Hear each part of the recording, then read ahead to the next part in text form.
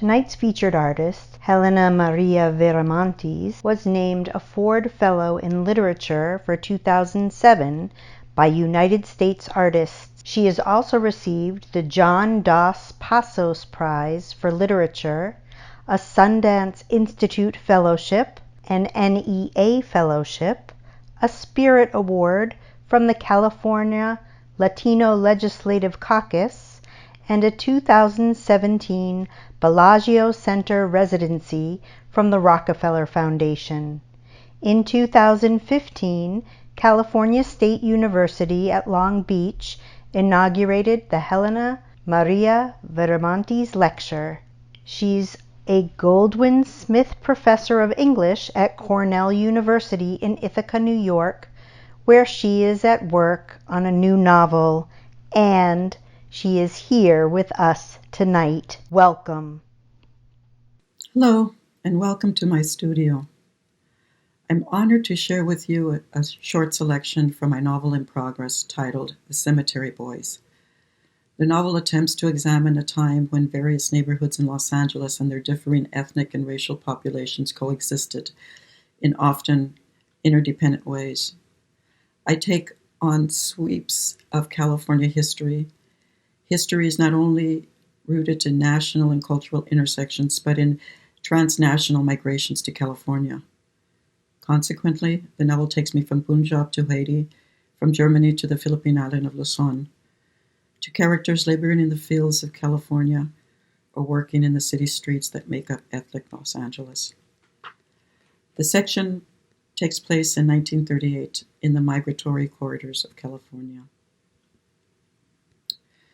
Once they reach their destination, say, at the outskirts of the Ingram Ranch in Poplar, perhaps Simi Valley Apricot Farms, or in Delano, where there might be vacancies in the government-sponsored Camp 101, the boy accompanied Pa to canvass for harvest news, to collect labor updates because winds of discontent, picket lines, and police bulls, merciless deportation officers, posed just as much danger as the lawlessness of the fields where everyone worked in deep-chilled mornings or under a 3-digit degree sun, beneath the radar of what was fair and safe. Like the other farm workers, the boy's family homesteaded for months in barns, slept in decrepit sheds, derelict houses, in makeshift migrant barracks, government camps, made their homes under tarp tents along the highway, often toiling 14 summer hours at 10 cents an hour. They knew aplenty about the heat, the swells of spider bites, the relentless itch of bed bugs, of red ant bonsai, humid nights that burglarize sleep, the violent crack of morning, the white clouds congealing like curdled clumps of rotten milk. Even after atole was served for breakfast, noisy intestines still bloated with complaining want. Even after a corn mesh gorda was devoured for dinner, the meals were barely insufficient at recruiting energy for another back-intensive day of picking seasonal fruit, harvesting annual vegetables. Pa paired up with his oldest, Sayula. The boy worked with his younger sister, Pomposa. And Ama had close to the baby, Adalea. Camouflaged in long sleeves, gloves, rubber bands around their trouser ankles, their mouths and noses pressed under the bandanas.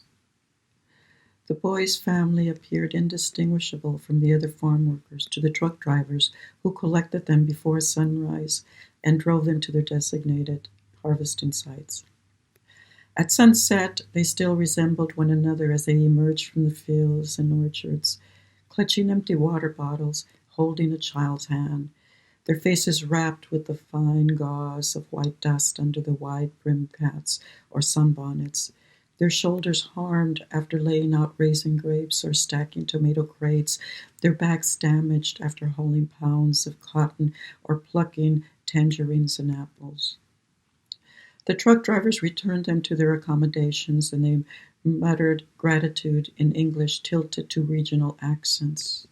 removed their cachuchas and hats, dusted off the soil, wiped away sweat with a rag dipped in soapy water, and felt a fleeting, frugal renewal.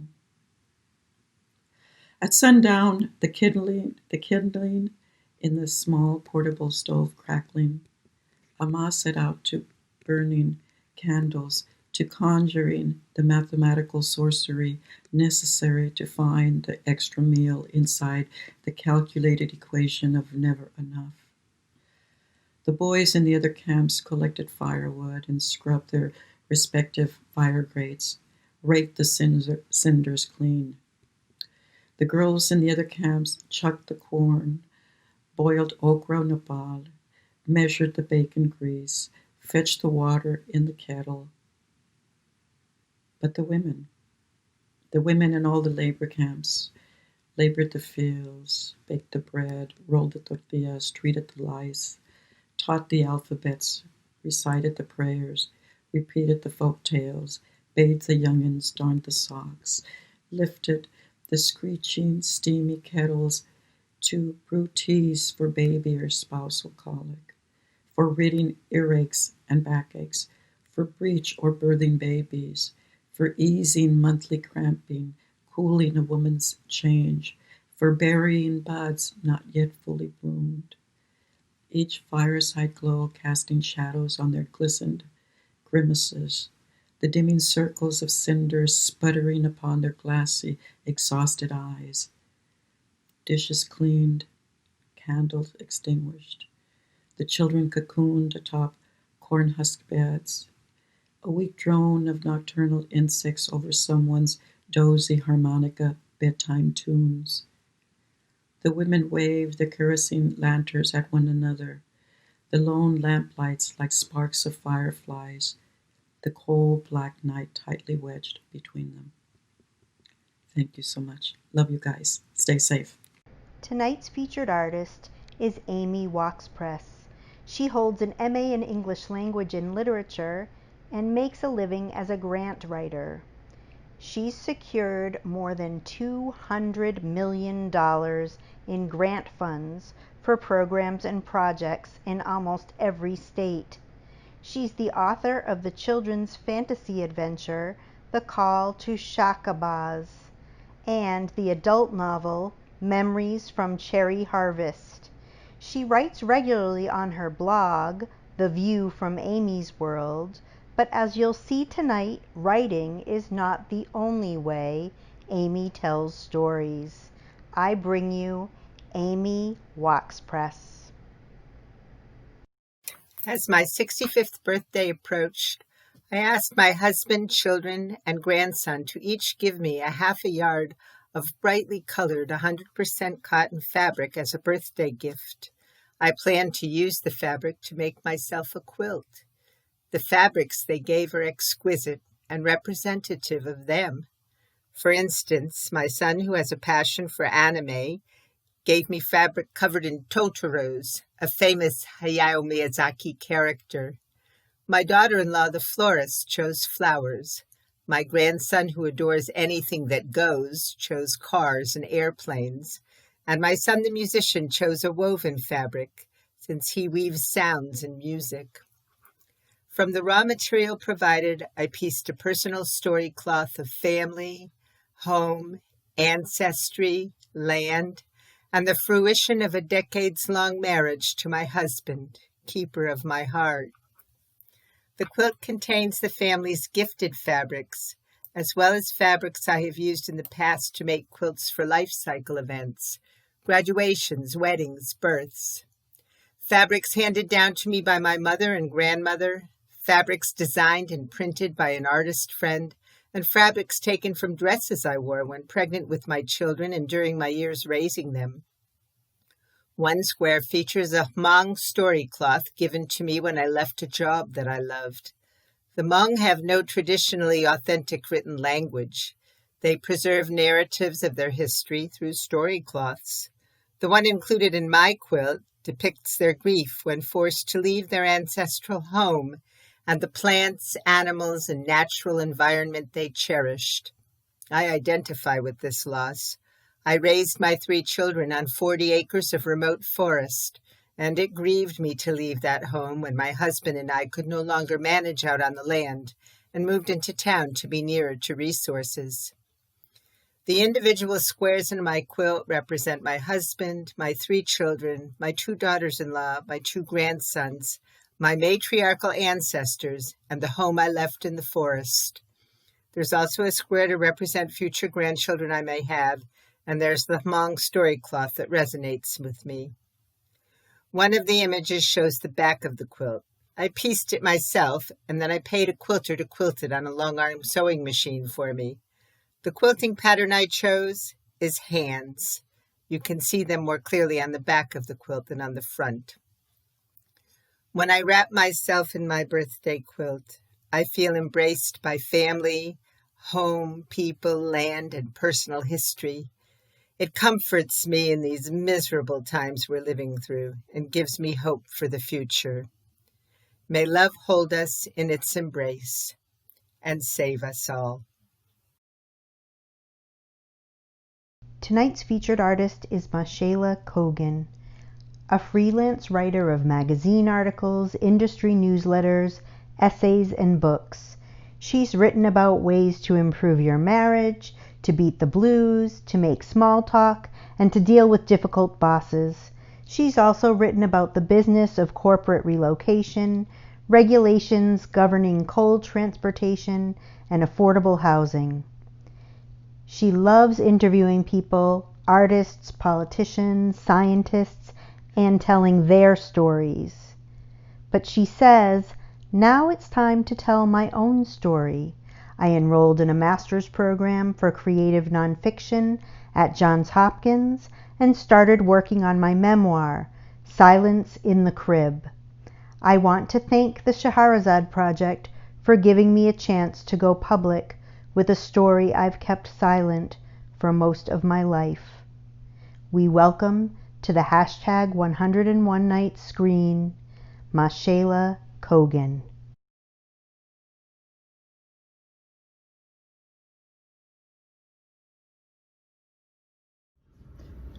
We tell stories about what happened to us so that our lives will feel real, especially when they're stories that people who hurt us say never happened. Keep silent and it kills your spirit slowly, the shame, the self-hatred. Then you decide, do I die with a secret or reveal it and set myself free? It took me over 5 decades to come to grips with my past, to untangle the mess of memories, layers of dissociation. I'm going to read an excerpt of my memoir, Silence in the Crib.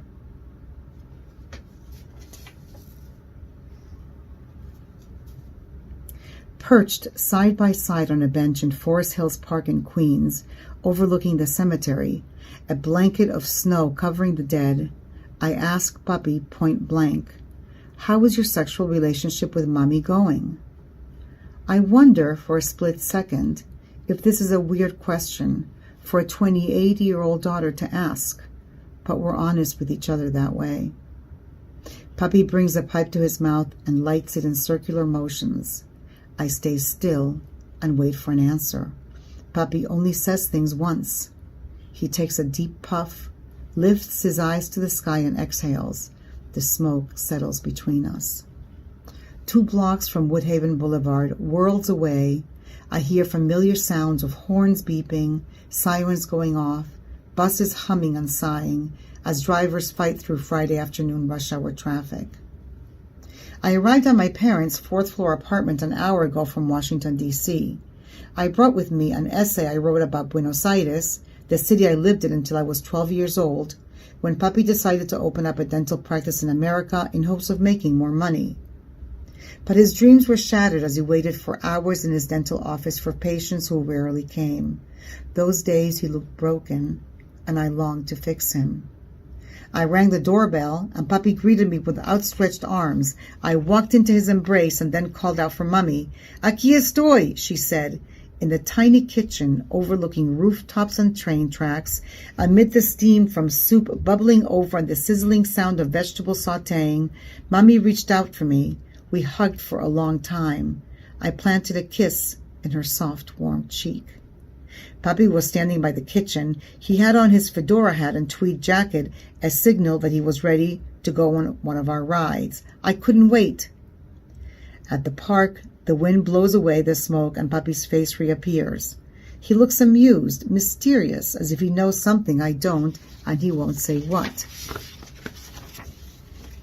I can't complain, he explains, exaggerating a British accent with a theatrical air to mask his Spanish accent. He takes rhythmic puffs while gazing at the vast expanse of dead bodies before him as if looking at a world wonder. I know you don't get along with her, my voice a whisper. I run my fingers through my long brown hair, tilt my head back, hold in my stomach and move closer to him. I just wanted to make sure you were sexually satisfied, my voice a whisper. He looks me down. I sit poised. He lowers his eyes, fidgets with the rim of his hat, shakes lint off his cardigan sweater. Filled with a sudden burst of energy, my heart races. I begin to babble on about my writing assignments, the temp agency I'm working for, the theater class I'm taking, drowning in my chatter like someone on a bad date. Let's go, he interrupts. He puts on his hat, gets up and disappears behind me. My heart drops. Papi, wait! I turn my head, exasperated. What about us? He picks up his pace, motioning me to follow him. I don't obey. Instead, I stare at the weeds shooting through the snow. Thoughts swirl through my brain and my mind fills up with images like collages. My mother storing dishes in the dishwasher, my brother buying my father a better video recorder, the theme party my housemates are planning, each thought swirling up and up through a spiraling ladder into a vast space somewhere. Then I'm gone. A voice calls out to me, shaking me out of my trance. Vamos, let's go. I oblige and march toward Papi's car. The parking lot is empty except for a police car parked near us. I get in the car, but Papi doesn't say anything and I wonder if he's mad at me. We sit for a while. The cops in the police car look over toward our car, then say something to each other. Papi stares straight ahead. Act like everything is normal, he said. I notice he is gripping onto the wheel, his thumbs tapping on it. The police car backs up and leaves. We're all alone in this still, desolate park. Descansa. He motions me to put my head on his lap and rest. I follow his order. My eyelids feel heavy and I feel nothing. Afterwards, on the ride home, we're quiet for I don't know how long. It's getting dark. I look out the window and yearn to be the woman walking out of the supermarket, the girl strolling into 7-Eleven, the older man crossing the street, the taxi driver yelling out the window, the businessman waiting for the bus, the construction worker eating a sandwich, everyone and anyone other than me.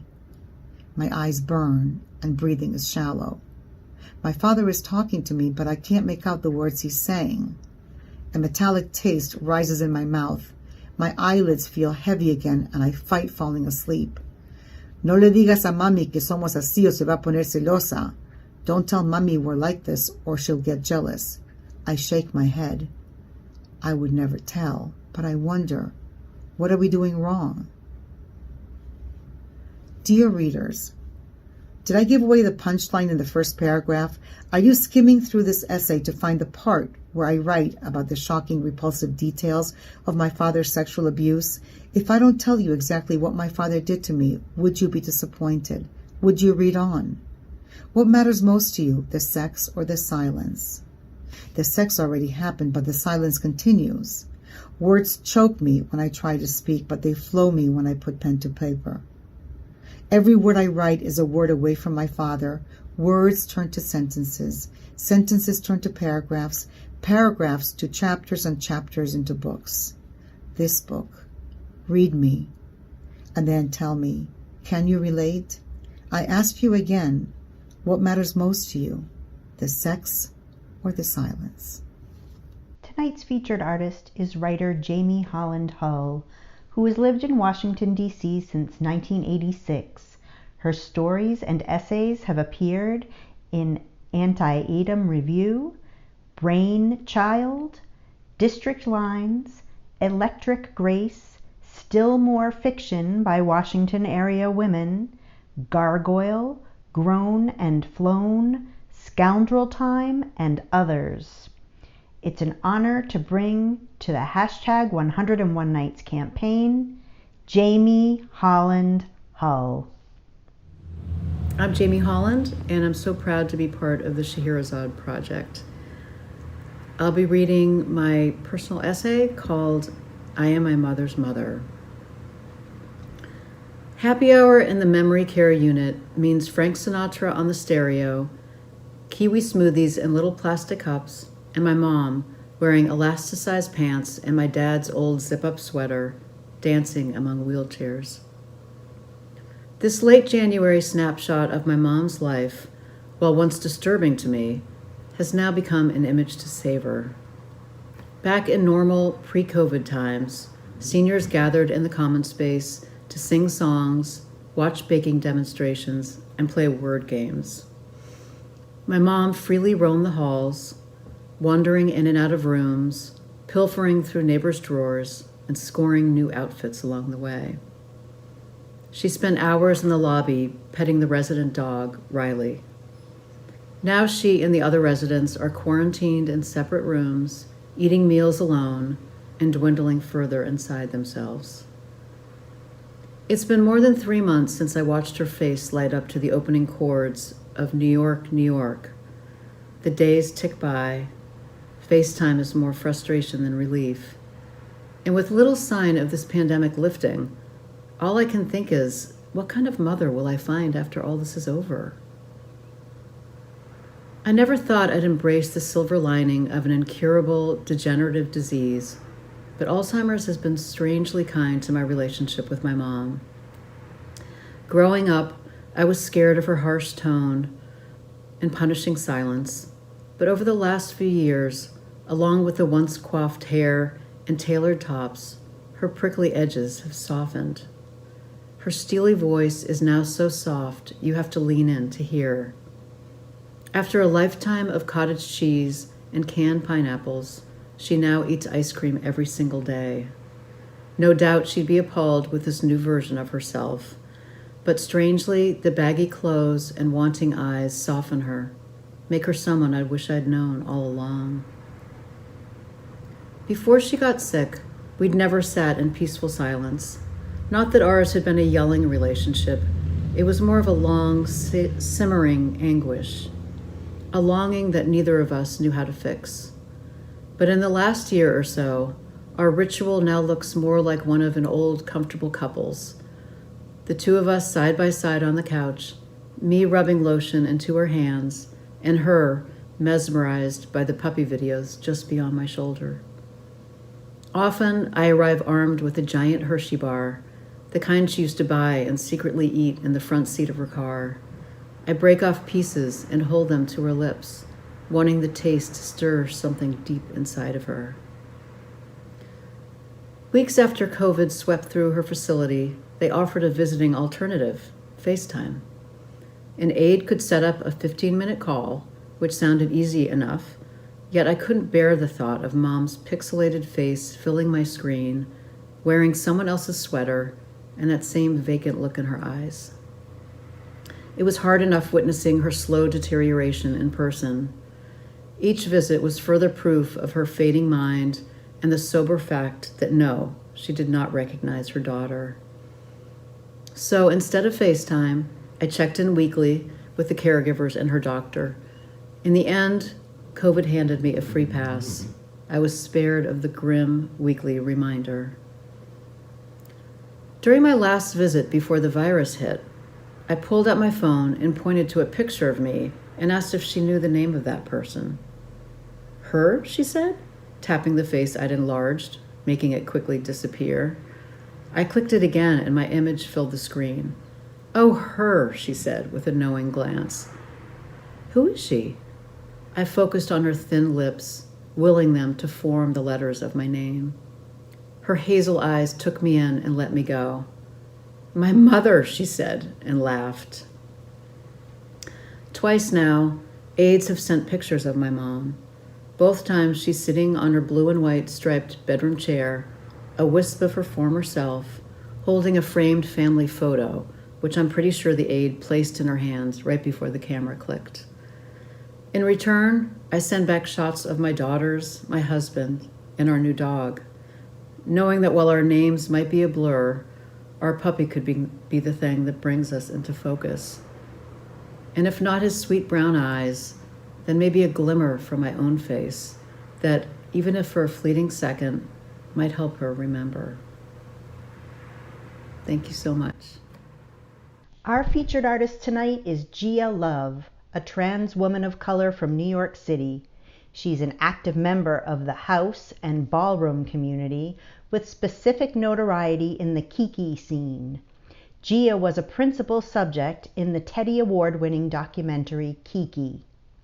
Her work includes HIV and STI prevention services for at-risk LGBTQ+ youth and research. She's also a project coordinator with Columbia University and director of community engagement for Black trans femmes in the arts. It's an honor to bring you Gia Love.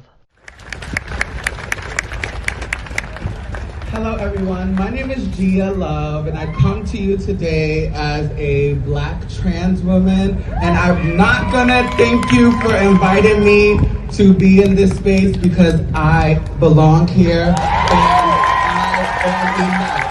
So I won't thank you, I will just continue to exist. But one thing I do want to acknowledge is that even though I am here, I don't feel safe. And I never feel safe. I never feel safe when I leave my apartment. This has been a constant feeling of no safety or protection in my adult life as I have existed as a trans woman. Why? Because you see every day there's a number count of a number going up every day of a Black trans woman literally being picked off by Black cis heterosexual men. And what I'm going to do today is I'm going to be real. I'm not gonna give pleasantries. I'm gonna use my language and be very real about the crisis that we have in our community, because what it is they did a really good job. They did a really good job brainwashing us to make you believe that I do not have the right to exist. But you know what? That right, I don't need to have your acceptance. I don't need to have your tolerance, as she already said, because I will continue to live. And my liberation started 9 years ago when I decided to live in my truth. That's when my liberation started. And guess what? And this is to all my Black brothers and sisters and people who are of different races and people who identify with other intersections. The thing is that Black trans women, we will be liberated, and we are liberated. And the thing is before you clap, I want to say this. If you guys continue to treat us the way you treat us, you won't be liberated. We will continue to be liberated, because no matter how many times you kill us off, you're gonna see another Black trans woman walking in your neighborhood, living her life and existing. But in light and respect to what brought us here today, this is a vigil. So I want to particularly uplift a person that I knew that was the victim of gender-based violence at the hands of a Black cis-het man, and they no longer live on this earth with us. Elon Nuttles was my sister. I met her in the house and ball scene. I'm one of the mothers of the House of Juicy, and when we were growing up, we were just young, having fun, living our lives, existing amongst the people. We literally pay you guys no fucking mind, like literally. And I am tired, because the problem is that you guys construct this idea and this fear in your head that we are doing something to you when all we are doing is existing. Most of the time, black trans people are afraid to fucking speak to you in fear of what you think about us. All we want to do is exist. So when we were young and we were living and we were existing, we were just engaged, doing balls, walking balls, having fun. And I remember her because we have the same trans mother, and we both were in predicaments, and we always used to be at her house. And I never thought that she would be the reason why in New York City, the conversation about black transness would be an important one. Because if you don't remember, it wasn't really a conversation before she was murdered in Harlem. And I just want to uplift her narrative. I want to talk about the beauty in her existence, because when we said her name earlier, no one knew who she was. And we need to stop it. We need to stop it. We need to have intraracial conversations with each other about the problems that we're having within our community, and invite each other to the table to have a to set a platform for a safe space for all of us to exist. That's what I want. Only thing I want is to feel safe walking out of my door. I literally do not feel safe here. I do not. And we need to change that. There are not a lot of black trans women here. There are not. There are not. I don't see a lot. I don't even see a few that I know. And that is a problem. And the reason why we are not here is because we don't feel safe. So in light of the life of a non-Nettles, I come here today and I am glad to share space with all of you. And let's continue to uplift the narrative of black trans women, because we are literally being picked off at the hands of toxic, fragile masculinity, white supremacy, and all of the fucking issues that black people generally go through. We have to deal with it in our own homes. And it is tiring, it is frustrating, and quite frankly, we had enough. And no matter what you do, no matter what the message you are trying to achieve, it's not gonna work. Because like Andy said, we've been existing since the beginning of time. I'm not gonna perform for you. You know what, let me just give you a lesson. When you see a trans woman, don't say yes. Don't say I look cute. Give me a compliment, but let it be genuine. I don't need that. You know what? Because we know it's fake. We know it. We know what you're saying. We know what you're saying when you're like, yes, honey. We know what you're saying. I don't need that. What I need is love. What I need is true support. I don't need Black Trans Lives Matter as a slogan just for the moment. I need it to be in action, in policy, in breaking down the systemic racism and transphobia that permeates our society and all spaces that exist, including this one. We need to put an end to it. And the last thing I want to say is to my Black trans sisters who are not here because we don't feel safe. There are spaces for us, and we will continue to exist. We will continue to create safe spaces for us, and we will show up. But I am one of the founding members of a collective called BTFA, Black Trans Femmes in the Arts. And basically what we do is, oftentimes when we talk about trans women and Black trans women in particular, we focus on our pain and suffering rather than our lives. We focus on that count, that number count of this number of trans women have been murdered this year, but not the fact that I wake up every day and go to Columbia University and work and have a great experience and contribute to the public health infrastructure in this country. Not the fact that I go and I love tennis and I love hanging out with my friends and I love my little nephew. We don't focus on our lives. So Black Trans Femmes in the Arts is not just a collective for people who are engaged in an arts is a collective for all Black trans femmes who want to center our joy and not our suffering. So please check us out, because there is a space for you, and if you don't feel safe in this space or any other space, you have a space where you can come and be centered. Thank you so much for having me. Tonight's featured artist is Lynn Unger. She's a poet, Unitarian Universalist minister, and dog trainer. Her poem, Pandemic, went viral in March and was shared around the world, including by notables ranging from Dan Rather to Tara Brach. We're happy to bring Lynn Unger to the hashtag 101 Nights campaign. Poems can be tiny stories, ways of articulating for ourselves what it means to be in this particular storyline that we are in at the moment. This poem is called On the Other Side.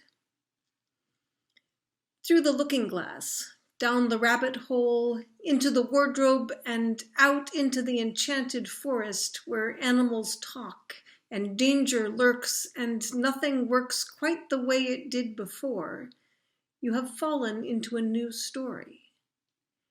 It is possible that you are much bigger or smaller than you thought. It is possible to drown in the ocean of your own tears.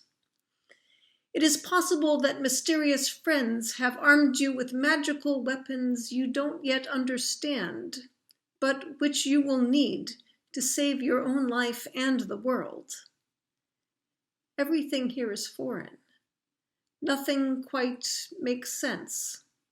That's how it works. Do not confuse the beginning of the story with the end. Here's another story, an old one and a new one, called Persephone. Persephone sits in the underworld, angry at Hades, but also wishing he would talk to her. She did not ask to be here. She is bored and misses her mother and is eating pomegranate seeds because she has nothing better to do. Nothing about this is her fault. There is nothing she can fix.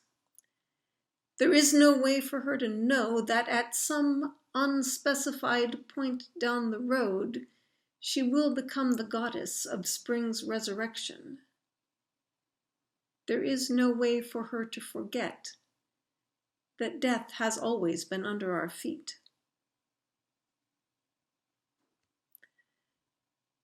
This is perhaps a familiar story and a borrowed one, The Sound of Music. But it doesn't mean anything, squeal the Von Trapp children, as Maria warbles nonsense syllables at them like a mockingbird. Do, mi, so, re, fa, la, ti. Highs and lows in quick succession, none of them with anything particular to impart. Surely we were owed something better than this parade of gibberish while we run about dressed in old curtains.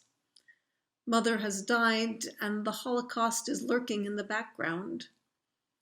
Everything is uncertain, even the strict father who was supposed to keep us safe. And now we are set loose into the streets and fields which might or might not be filled with music that we have yet to hear. What does it mean? It means, dear children, that it is high time you learn to sing. History. No one in the history of the world has ever told the truth, the whole truth, and nothing but the truth. Everyone tells their own story, with the irresistible urge to cast themselves as hero. I could tell you the very dull narrative of how I swept all along my driveway. Ask the neighbor dog, and he will give you the saga of how he bravely defended his territory from a brazen incursion.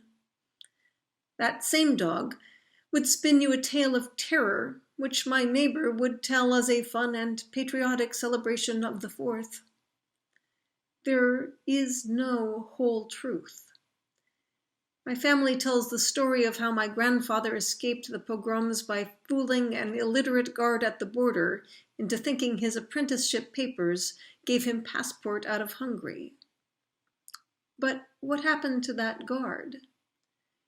Did he survive, and did his children learn to write down stories of their own?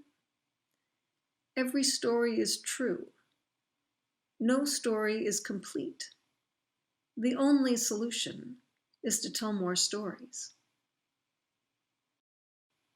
And finally, afterwards. She told her granddaughter the whole harrowing story, glossing over nothing, not just the lives lost and the jobs, but also how it seemed like the world went dim when they lost dancing and singing, when the theaters and stadiums and concert halls closed down, when the school playgrounds went silent. We never forgot, she assured the girl, what a hug feels like. We never stopped wanting that. But Grandma, the girl asked, how did you do it? How did you make it through? It wasn't easy, the woman replied. But at some point we decided we were more attached to living than to our old ideas about the way things were supposed to be. Tonight's featured artist is journalist and playwright Holly Morse Ellington. Holly received a Pushcart Prize nomination for Counting Time in a Welterweight Waltz and an Individual Artist Award in Playwriting from Maryland State Arts Council. Her work is published in Creative Nonfiction, American Theater, the Loch Raven Review, Broad River Review, Matador Network, and the Furious Gazelle, among others. She writes for Flea Market Insiders and Cityscope magazine. I'm proud to present Holly Morse Ellington. On a Whistle and a Prayer, first published in Creative Nonfiction, Sunday Short Reads. A kid could have drowned that day. I sat under the umbrella on my lifeguard tower, saving my 16-year-old self. Twirling my whistle, I looped silent prayers. Please, don't let me be pregnant. Please, please, God. Thoughts and rope twined round and round. That summer, I'd started my job at the community pool with great focus. A week or so in, I made rescue history. 2 saves in 1 dive. 2 friends had been play fighting in the deep end, and play turned to panic. Panic in water can cause flailing arms to drag down any person within reach, even the rescuer. It's survival instinct. I blasted my whistle and dove in, my lock around each boy's neck, the way I wedged my upturned body between them and cradled a head in each armpit as I flutter-kicked to the wall. Wasn't textbook, but it was enough. Their mouths fish-puckered just above the surface. Our tandem breath sucked in air. Hope. I'd almost failed my lifeguard training course the previous winter. There was a required time event to dive down 7 feet and retrieve a 10-pound brick. I couldn't find the brick. The instructor gave me a second chance, but not before adding, "You might want to have your eyes checked." My eyes were fine. The black brick lay on top of the black drain grate. Thick chlorine fumes were a hallmark of this indoor pool, an annex of the Methodist Church. The chlorine haze wound from pool to pulpit. I believed it must have been an effort by the church to cloud the vision of girls and boys who would otherwise see each other in bathing suits. It amazed me they even allowed such a thing. I was a member of the Church of Christ. We didn't allow co-ed swimming or dancing, or even services with instruments. The Methodists had it all. My mom had a fear of water, passed down from my grandmother who'd almost drowned in Kentucky Lake. So Mom bent some rules and let me learn to swim at that church. First as a tadpole and then as a member of the town's swim team, losing toenails as I practiced flip turns against a wall I couldn't see coming. Mom saved me that fear, the fear of drowning in still waters. Being a lifeguard and 16 with my own car brought new concerns.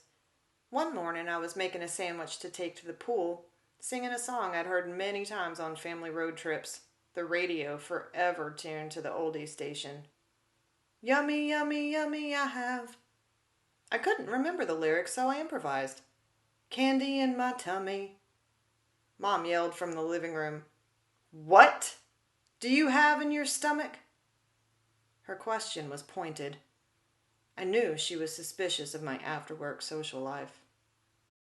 That year, painful cramps had led to a diagnosis of endometriosis.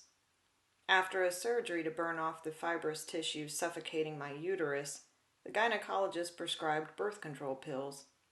Mom waved the script in her hand. This is not a license. I'd never told the doctor, with my mom beside me during appointments, that I had experienced another telltale symptom, pain during sex. The pill was supposed to suppress hormones contributing to my endometriosis, to shock my body into a constant state of imaginary pregnancy. I popped a pill whenever. No one talked to me about the reality of pregnancy. No one told me how to use the pill to prevent one, until the day I sat under the umbrella on the lifeguard stand, praying away. You're supposed to take those at the same time every day. That's like the big thing about the pill, an older lifeguard told me as we mopped the locker room floor. I must have said something as we cleaned, or maybe I just had a look that other teenage girls recognize. I was only a few days late, not even, maybe. I didn't count days between periods then. I counted whistle blasts, 2 to give warning, 1 to give rescue. I counted seconds between lightning and thunder to gauge the distance of a storm.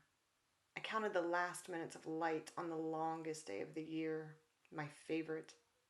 The remaining hours of summer vacation, the number of Sundays I could skip church because, after all, I had to work at the pool. I knotted my whistle around my reddening fingers, a pool of please, please swirling in my head. I bartered infinite, pitiful pleases.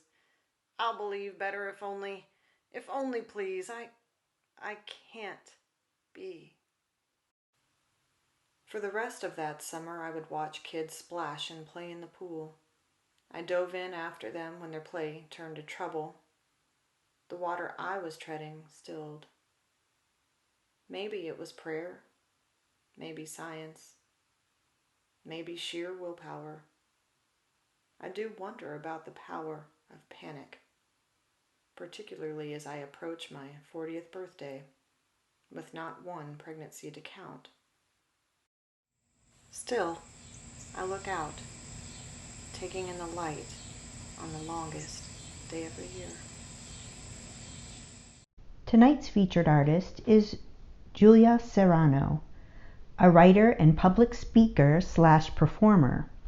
She has written 4 books, including Whipping Girl, a transsexual woman on sexism and the scapegoating of femininity, Excluded, making feminist and queer movements more inclusive, and her recent debut novel, 99 Erics, a cat cataclysm faux novel.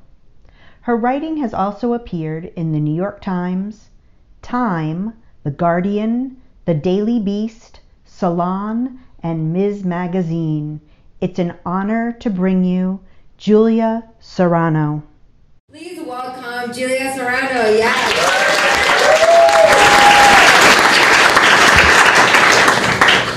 Hello. Wow. I can barely see all you because these are reading glasses. So so right now I'm juggling a bunch of different writing projects, and one of them that is kind of I'm excited about, but it's still kind of new and early on, is a surreal and somewhat silly novel-ish sort of thing that I'm writing under the pen name Cat Cataclysm, who also happens to be the protagonist narrator. And some of the pieces talk about the changing Bay Area. This one not so much, but this one does touch on queer intimacy and what that means to this character. These days, there's this popular perception that society is now totally A-okay with same-sex relationships, which ignores the fact that this is far from the truth, plus most of us grew up at a time when this was most definitely not okay. And many people seem to have drunk the "we're just like you except for our sexual orientation" Kool-Aid, so they don't even consider the possibility that the experience of being queer might be considerably different from what straight people experience. So, what is it like being queer? Some of you may now be asking. Well, I would say that it's kind of like bicycling to Alameda. But not just any old bike trip to Alameda. You are going to the west side of Alameda for some inexplicable reason. And people will argue over whether you felt the need to go to West Alameda because it's in your genes, or poor parent-child dynamics, or because fetal hormones have hardwired your brain that way. But you couldn't care less about any of these debates. All you know is that you really need to get to West Alameda, and it doesn't matter why. Plus, to you, there's a clear double standard here, as nobody would ever question you if you told them that you were bicycling to downtown Alameda instead. Now, if you were going to downtown Alameda, as everybody expects of you, you could simply bike over either the Park Street or Fruitvale bridges, both totally safe, and arrive at your destination. Easy squeezy. But for West Alameda, the most direct route for you is the Posey Tube, which was built back in 1927, well before urban planners worried their pretty little heads over bike lanes. All they left you is a one-person wide pathway perched on one side of the tunnel, just above the racing cars below, with only a guardrail separating you from your impending death. The signs tell you to walk your bike, but if you did that, you'd be in the tube all day. So you precariously pedal your way across the Oakland estuary, albeit way underneath all the water. And it's outrageously loud in the tube due to the cavernous echoing of all the car and bus engines. It's almost deafening. And your eyes are peeled on the tight path that you are navigating, as one small slip-up could potentially cast you over the guardrail. So your senses are overloaded, and you are on the verge of freaking out, or screaming, or crying, or dying, or possibly some combination thereof. But you keep on going. Not because you're brave or courageous, which I suppose are pretty much the same thing, but because there's no other way to West Alameda, and that's where you need to go. But then lo and behold, you see someone approaching you from the other direction. And you have to go get off your bike, and they need to do the same because the path is so narrow. And you'd think this would be a huge inconvenience, having lost all the momentum you built up, but strangely it's not. And as you squeeze past one another, the two of you make eye contact and smile. Not the fake sorts of smiles that accompany the exchange of everyday pleasantries, but rather the genuine knowing smiles of people who share the same intense and potentially traumatic experience. And in that brief moment, the two of you make a profound human connection, unlike anything you've felt before. Because only a moment ago, you were both completely alone in a dark tunnel, freaking out and afraid of dying. But now, both of you realize that you're not really alone after all. And it's beautiful. But it's also a little sad that you had to experience all that fear and loneliness in the first place. So that's what being queer is like, at least in my estimation. Now, queer communities, it's an entirely different thing. That would be like if you decided to round up all the people who've ever bicycled through the Posey Tube and put them all in the same room together. At first, you would all bond over your shared experiences traversing and surviving the tunnel. But fairly shortly after that, you would all start to realize that you have nothing in common but this one thing. After all, you each come from different backgrounds and have different personal political views, not to mention different bicycles. And factions would develop. For instance, between people who bicycle through the tube in different directions. Because let's face it, while the mainstream majority doesn't understand why anyone in their right mind would ride their bike through the Posey Tube, it'll be easier for them to accept people who desire to go to downtown Oakland, rather than those who desire to go to West Alameda. Because why would you go to West Alameda? And people who cross the tube every day on their way to work would start to look down on the people who've only done it sporadically for occasional visits. Or the people who used to do it all the time but no longer do because they have since switched jobs or moved elsewhere. And of course, the former group would probably call these latter groups something demeaning yet pithy, like posers, in order to validate their experiences. Even though they did have those experiences, those special moments of fear and recognition and intimacy amidst the precarious, cacophonous tunnel. So now we're going to skip ahead. I'm going to get some water.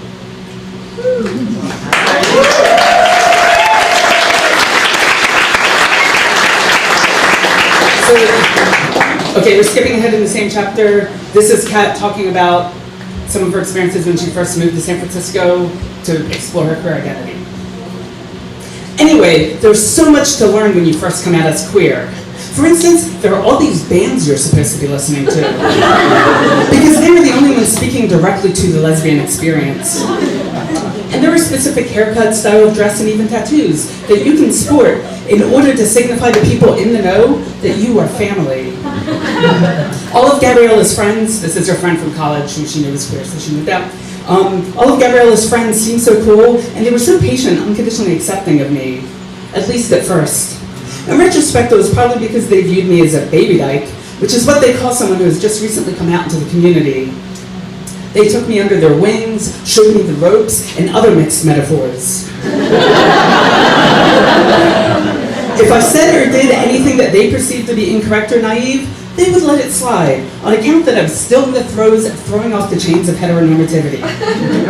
But after months of enculturation, your baby dyke status eventually fades, and you become a fully mature dyke in their eyes. And if at this point, rather than listening to the usual lesbian bands, who are fine, but there's only so much folk music and punk rock you can take, and seriously, lesbians, explore more genres of music. Anyway, if you instead play classic 70s prog rock records, all of your dyke roommates are going to look at you weird. Like, disdainfully weird. Because this music is not in any way sapphic, and you really should know better by now.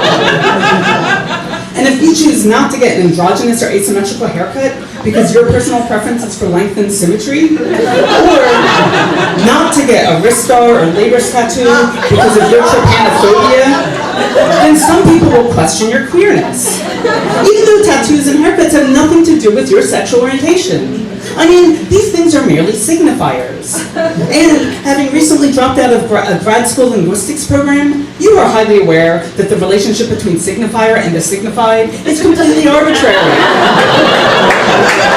Or at least that's what Saussure said. So why risk getting a rainbow tattoo when 20 or 30 years from now, the signifier rainbow might mean shopping cart or macadamia nut? You never know. Your new queer friends will cut you some slack when it comes to your haircut, taste of music, and so forth, until you meet that guy, the sweet and soft-spoken one who works at the bookstore a few blocks away. And so we're going to skip ahead. They have a smart conversation, they go on a date, and then, so of course you take him home with you. And the next day this becomes a big scandal, because your roommate saw him leave the following morning, and so they start interrogating you. And you're like, why does it matter who I sleep with? And someone says, well, is he at least gay or trans? So you respond, no, he's heterosexual and cisgender, although you didn't use the word cisgender, because as far as you know, it wasn't even invented back then. But you did tell the bookstore guy that you were a lesbian, and he was fine with it. And men who date lesbians have to be at least a little bit queer, don't they? And someone says, date, as in more than once? And you respond, yes, the two of you are planning on going out again in a couple days. Then one of your roommates says she doesn't feel safe with a straight man coming over on a regular basis. And a second roommate seconds that emotion. And you're trying to stress how sweet this guy is. He wouldn't hurt a fly. Plus he's a minority himself, although not a sexual minority, other than the fact that he's dating a lesbian now, which is at least somewhat sexual minority-ish, although your roommates are not buying it. And the conversation continues on and on for almost an hour, but about halfway through, your mind starts to wander. First, you wish Gabriella was here, because you know she would totally stick up for you. Second, it strikes you that there's this word called bisexual, and perhaps maybe you should consider the possibility that maybe it applies to you. And third, you think about how ever since your earliest memories, you always felt like you were different from everyone else. You never really fit in, no matter where you were or who you were with. And before today happened, You temporarily thought that you would finally solve that problem. You didn't fit in before because you were a queer person in a straight world. And now that you found the queer community, you finally fit in. But now you realize that you don't fit into queer communities either. Maybe it's not that you're queer. Perhaps your problem is you're simply weird. Not just with regards to your sexual orientation, but in a more fundamental, systemic way.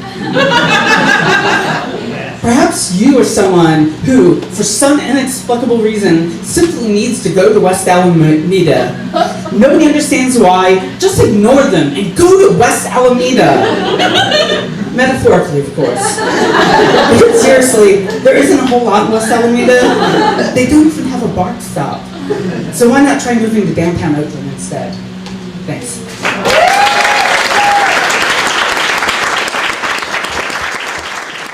Tonight, we're featuring Jennifer Ryan, author of national bestseller The Chilbury Ladies Choir, winner of the Maryland Writers Association Novel Contest 2017. Jennifer is originally from London, and her first novel was inspired by her grandmother's stories from the Second World War. Her new book, The Spies of Shilling Lane, is set in the London Blitz in the Second World War.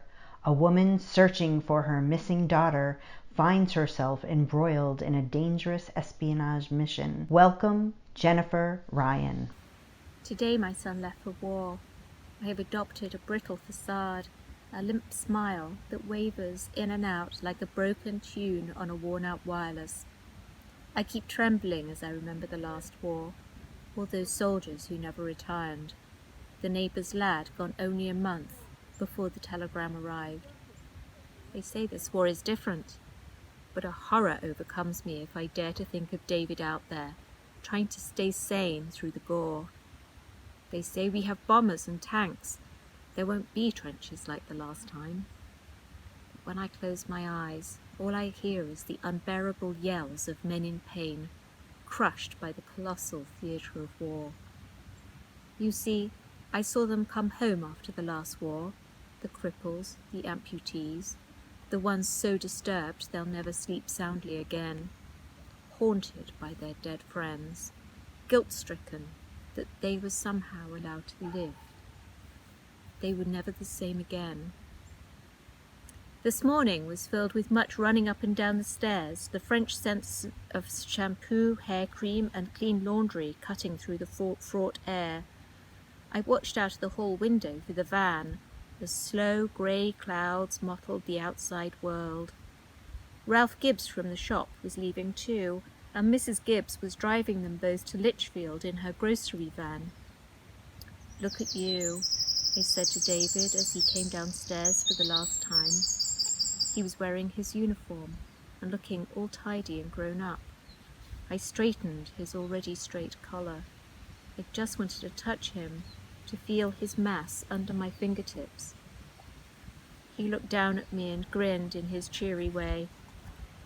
"Well, best be off then, Mum," he said, "or I'll be in trouble before I've even started." He laughed a little, and I clenched my mouth into a tight smile so that I didn't cry. As he opened the front door, the clouds broke apart, and the sun came out, making the wet trees and grass glisten silently for a brief moment. Then a fine rain began, sprinkling the air with a dewy sparkle that made it almost unreal, like a slip in time. We said goodbye at the gate in the ethereal drizzle. With a glance back at the house, his home for all these years, he put his arms around me. I gripped him tight. "You know you don't have to go," I whimpered, praying for one insane moment that he'd changed his mind. He smiled and wiped away a tear. "Chin up, Mum. Someone's got to teach those Jerrys a lesson, eh?" Pulling away, he ambled off to the van, and I studied his broad back, his lazy lilting walk, his state of being that would no longer be mine to watch, mine to grasp. A vision came back to me as him as a boy, scampering down this very path, late for school, turning and grinning, lopsided by his heavy satchel. And just as I remembered, he turned back to me then with that same look, as if the world were a great adventure for him to behold and relish, and I felt the rain washing the tears down my face for all our precious years together. He got into the van and opened the window to wave, and then, as it revved up and pulled away, his lips touched the palm of his hand and he blew me a kiss, something he hasn't done since he was a child. It was as if, on the edge of manhood, he too remembered everything we had shared, that he was still the man who was, in his heart, my little boy, late for school. Tonight's featured artist is Georgia Reish. She's an author, artist, poet, storyteller, and violence prevention advocate. She's also the president of Bright Spot Communities, LLC. Her visual and literary art focuses on healing of trauma, with a special emphasis on inspiring women survivors of sexual assault to move toward personal empowerment. Tonight, she's sharing an art installation created in honor of 53 million women in the United States who have been raped since 1998. 53 vaginas and vulvas. I'm honored to bring to you Georgia Reish. Welcome to 53 Vaginas and Vulvas. This art installation came about at the end of 2019 in honor of the 53 million U.S. women who experienced sexual assault since 1998. The installation also served as a celebration of my own PTSD recovery. This poem represents a milestone in my healing journey. The Holy Chalice. I am not sure when or how it happened, but lately my vagina has seemed like a beautiful chalice. It's pure like gold now, and its royalty is clear. I have fallen in love with it, my chalice, and what she longs for now is only golden treatment. Like waiting for a final firing of a gold-plated virgin, I settle back and see what all the self-care has yielded, a wholeness that simply couldn't be reached with anyone but me. Yes, its drinking from was worth the waiting for. If she and me are alone the rest of our days, all will be well, as we will finally be clear and free of idle images and full of sovereign possibility. A fully embodied golden pussy, cup of the divine. Heaven waits there. Enjoy the show.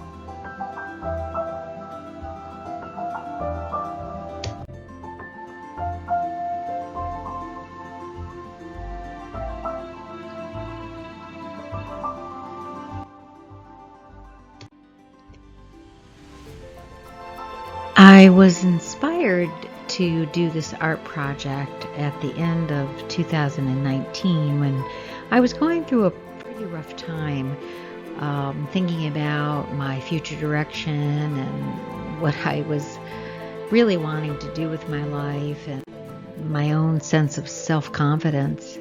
And as I often do when I am feeling stuck or not sure where I'm supposed to go, I went and I meditated.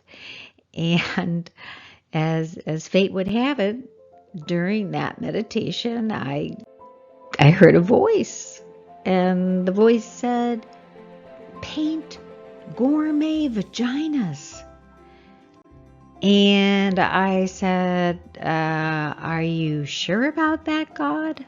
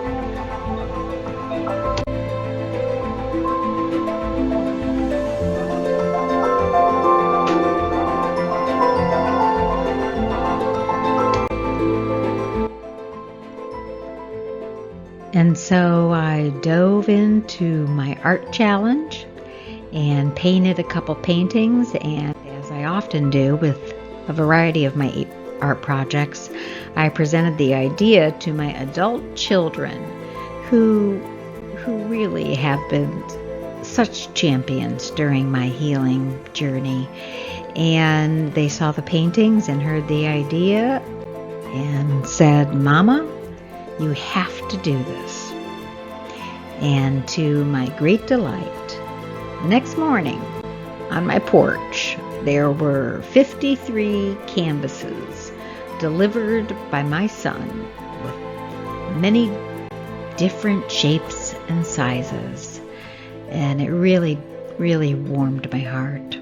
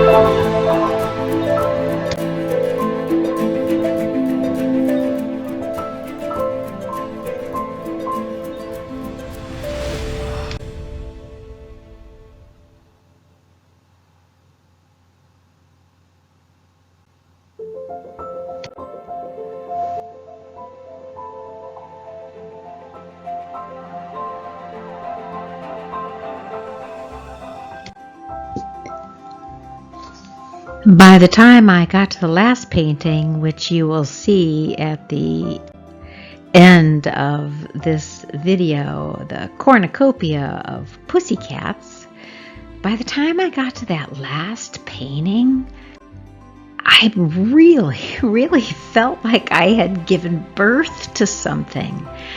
I wasn't sure what I was going to do with it, but it didn't matter, because it felt like I had really expressed creation. And I was quickly reminded about all the times that creativity and creation has served like a compass in my life, taking me back to my own inner voice and giving me the direction I need.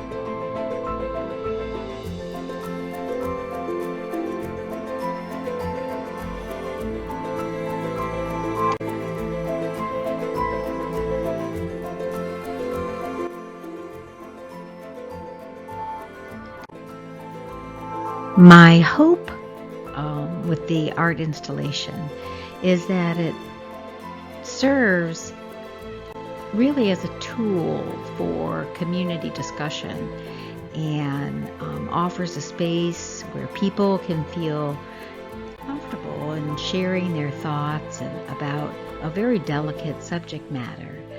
On a personal level, I'd really love the work to go all over the world and to inspire survivors to continue on their healing journey and to continue to search out the best that is inside of them, regardless of the pain that survivors have experienced. There always really is beauty inside.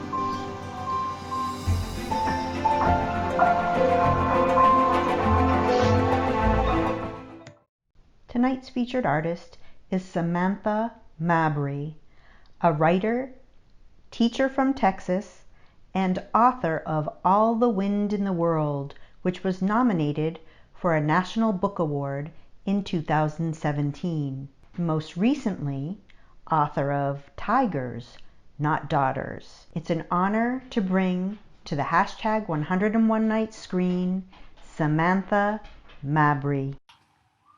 Hi, my name is Samantha Mabry, and I'm going to be reading a chapter called The Day Jessica Torres Attacked a Priest from my novel Tigers, Not Daughters. Hector's parents, being good Catholics, opened their home after Anna's funeral so that the neighbors could gather, pick at potluck dishes, and express their condolences to the thoroughly distraught Torres family. The girls were there, of course. Rosa was wandering around in a somber daze. Iridian was wide-eyed and stunned, and Jessica was looking lost. It was so unlike her. She just shuffled from room to room, her gaze pinned to the floor. She was wearing Anna's lipstick, a dangerous shade of near-hot pink, as well as a bluebonnet blue sundress that used to belong to her older sister. It was several sizes too big, and it swallowed her up. We were there too, of course, forced by our parents to wear our church clothes and to stay downstairs with everyone else and not hide up in Hector's room. That was okay because we were on a mission. We started out in a cluster at the base of the stairs and then fanned out from there. We hovered, eavesdropping, seeking more details about Anna. On the night she died, we'd all fallen asleep watching television in Hector's room and had woken up to a sound. At first, Jimmy thought it was a gunshot. Calvin said it was more like the hard, sharp beat of a snare drum, followed by a girl's strangled cry.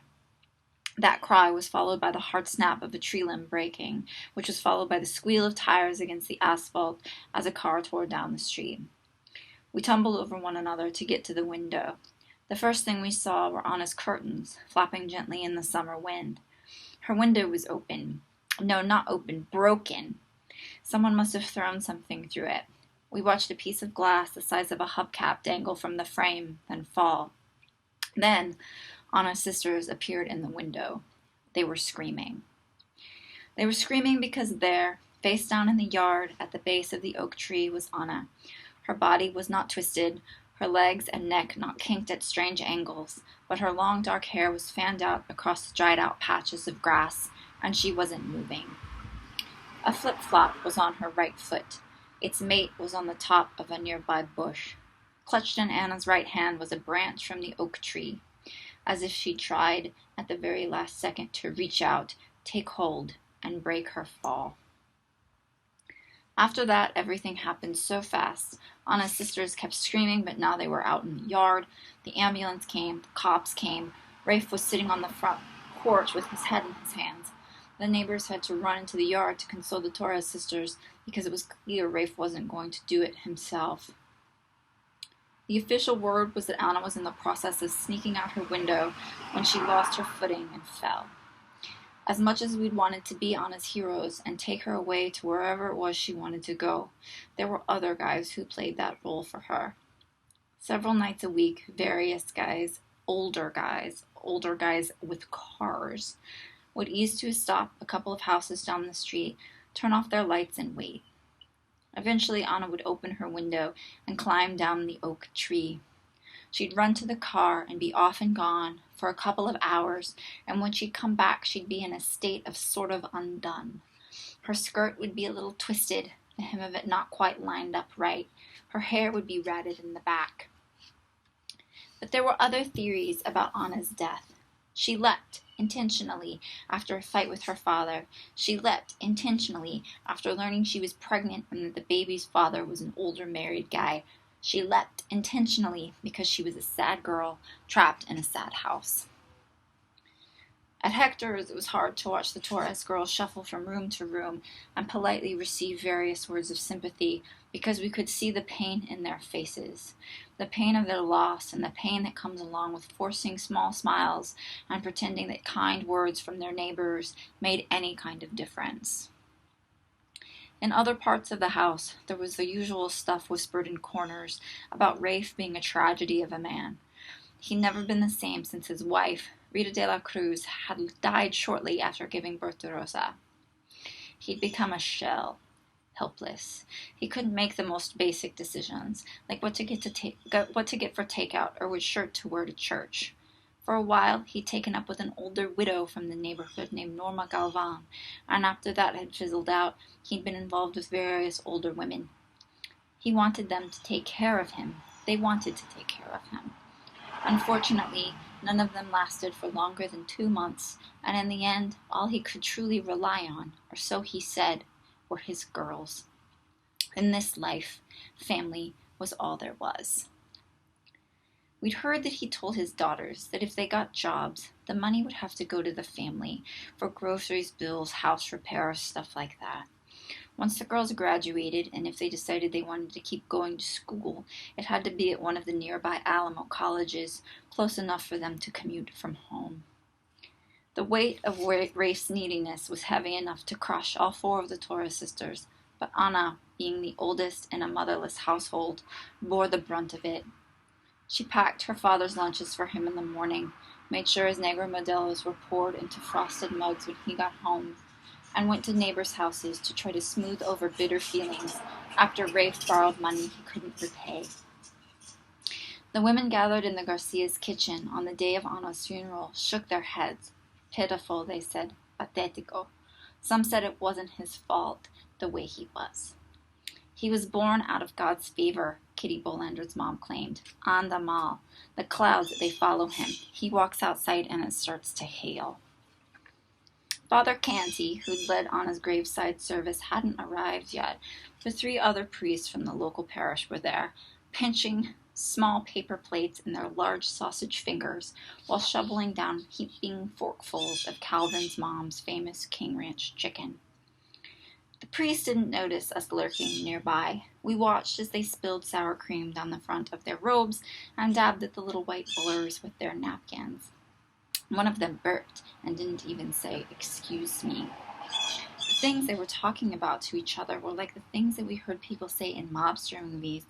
One said that Rafe was in a bad spot and that he owed someone named Edgar Rivera Lopez, we'd never heard of him, a boatload of money.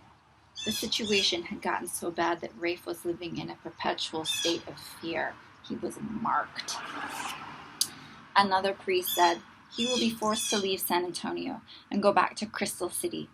Another added, "He cannot hide forever." For a moment the priests were quiet. One of them put his empty plate on a side table and took a long drink from his plastic cup.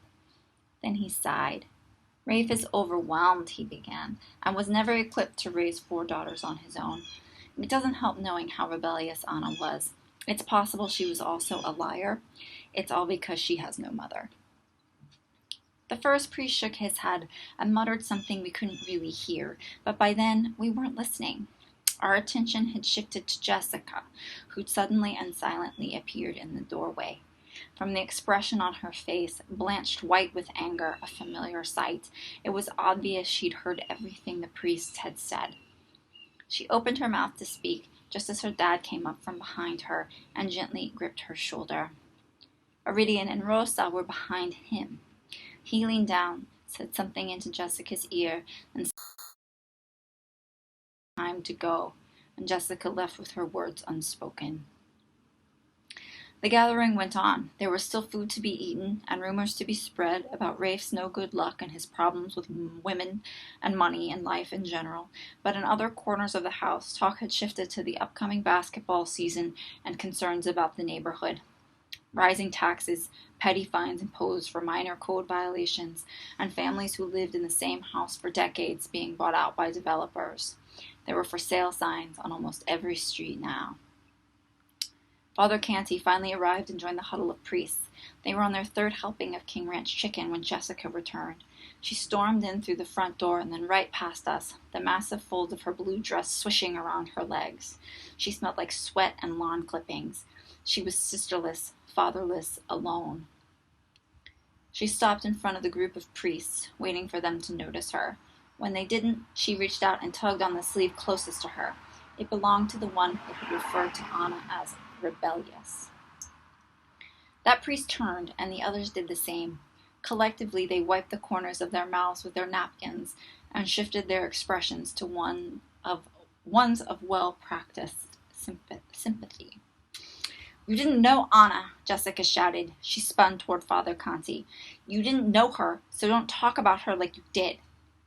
Father Canty was stunned by the confrontation. He didn't show it. Instead, he sat forward and bent at the waist so that he was eye to eye with Jessica.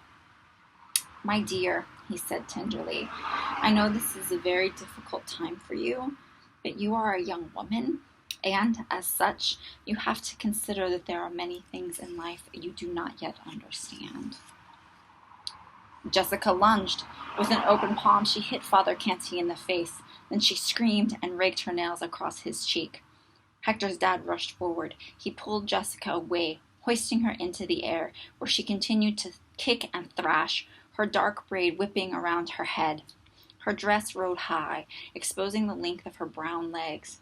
Father Canty pressed a napkin against his face and seemed surprised to see, when he pulled it away, that the girl had managed to draw blood. Jessica was almost through the door of the room when she threw out her hands, gripped the frame, and braced herself there. "Don't tell me I don't understand," she screamed. "Anna was not a liar. You're the liar, old man, you!" Hector's dad was pulling hard, but Jessica wouldn't budge. She turned her head and spit in his eye. She tore the paint from the door frame the same way she'd torn the skin from the priest's face. Finally, brave Mrs. Bolander went over and pried Jessica's fingers from the doorframe one by one. "I hate you," Jessica yelled, as Hector's dad tossed her over his shoulder like a bag of lawn fertilizer and carried her through the front door. "I hate you all!" We watched through the window, mouths agape, as Jessica Torres was carried across the street to her house. The whole time, she kept kicking and screaming.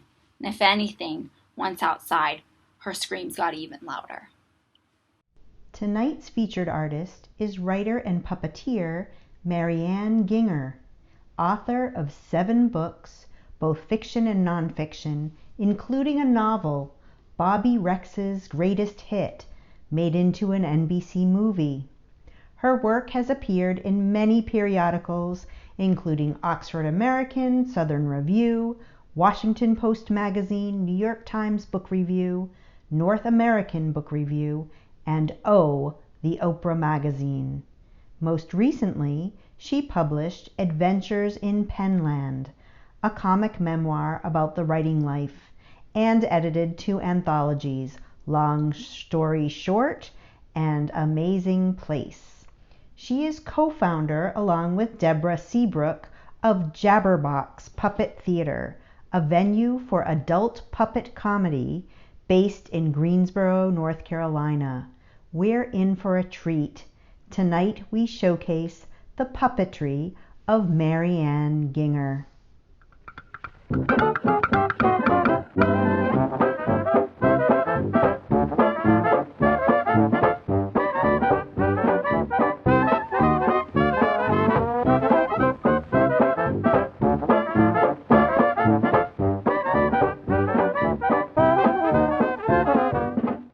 Bad things were happening even to good eggs.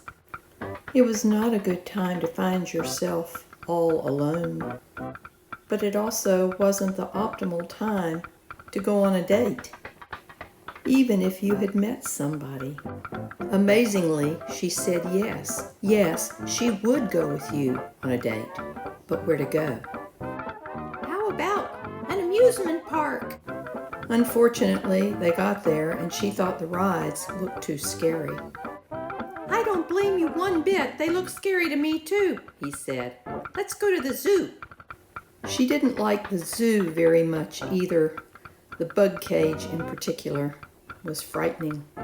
And she felt oh so sorry for those creatures who were living in captivity. He thought of something else. How about an art museum? No, she said. An art museum would make me feel too sorry for all the creatures who couldn't see the art with us. Nobody likes to feel excluded. I like movies, she said. Could we just go to a movie? Hate, hate, hate, hate, hate, hate, hate, hate, make America hate them, hate, hate. We have to leave, she said. I can't take this. They found a second movie theater and went to see a different movie. It was about a Christmas cat. Do you like this one better? He asked. I do, she said. It makes me happy. But happiness needs to be shared. I have an idea. Come on. They went back to the zoo. And while the zookeeper's back was turned, they rescued their little friend. They took him to their favorite place, an art museum. They were all excited to see the art. The art made them very happy, and happiness is something that gets bigger and bigger the more it's shared.